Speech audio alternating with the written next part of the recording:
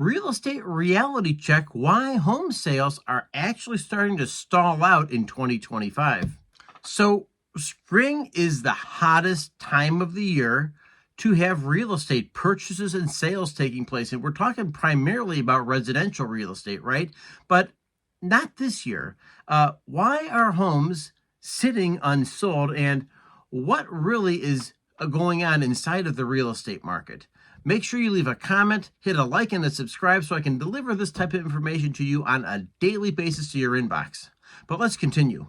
So there is a mortgage rate whiplash going on right now because mortgage rates dipped slightly, but the market didn't move whatsoever. Sellers are locked into 3% mortgages, and unless the price is right, there is like no way they're going to dump their mortgage to make another move to a house that has a bigger mortgage at a higher rate, like 7%. Like, no way.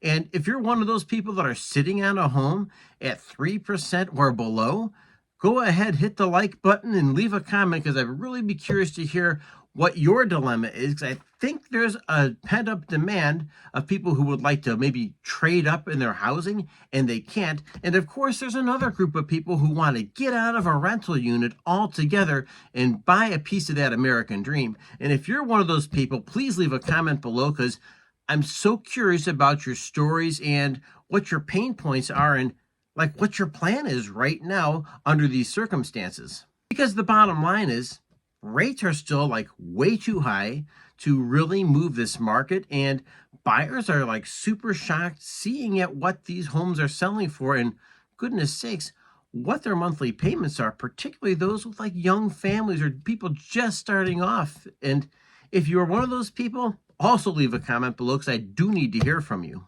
So the fact is, there is a considerable amount of buyer uncertainty in 2025 because inflation is still out there. It's looming. And whether it's at the price of a car, whether it's the price of groceries, whether it's the price of fuel, the fact is it's out there. And when there's inflation, it brings additional degree of uncertainty, right? Because let's face it, with inflation comes like quiet layoffs. And you might be a government worker, or you might be somebody who's being affected by the ripple effect of inflation in the economy right now. And once again, if you're one of those people too, please leave a comment. And you don't have to be in the United States to be affected by this, because I know we have plenty of viewers here in Canada, some in the UK, some in other parts of the English-speaking world that are tuned in here. And so I need to hear your story as well, because your story really does matter, and it definitely shapes the content we cover on this channel.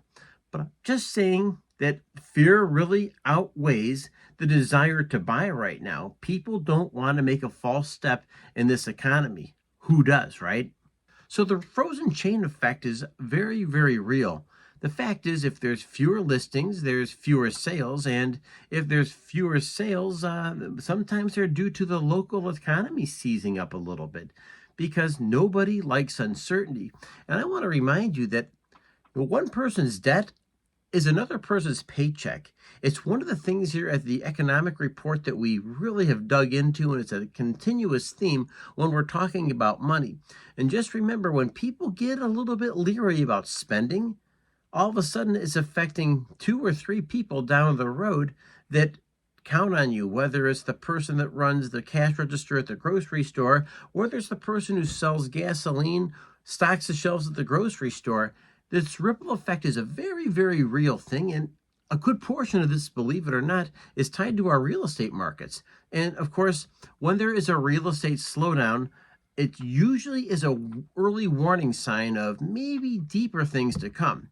I'm keeping my fingers crossed that these rates do lower, but these are very tangible things that people like us need to be really cognizant of. I get it. Frozen housing markets don't just hurt homeowners. Make sure we're aware of that. They really ripple across the entire economy. Stay sharp, stay skeptical, and folks, if I could ask you a favor, help me feed Charlie, because this dog loves biscuits, and every time you hit a like and a subscribe, you help me give him a treat. Until next time, just remember the biggest battle we're fighting is the one between our ears. Stay healthy and celebrate your daily victories. Have a great day.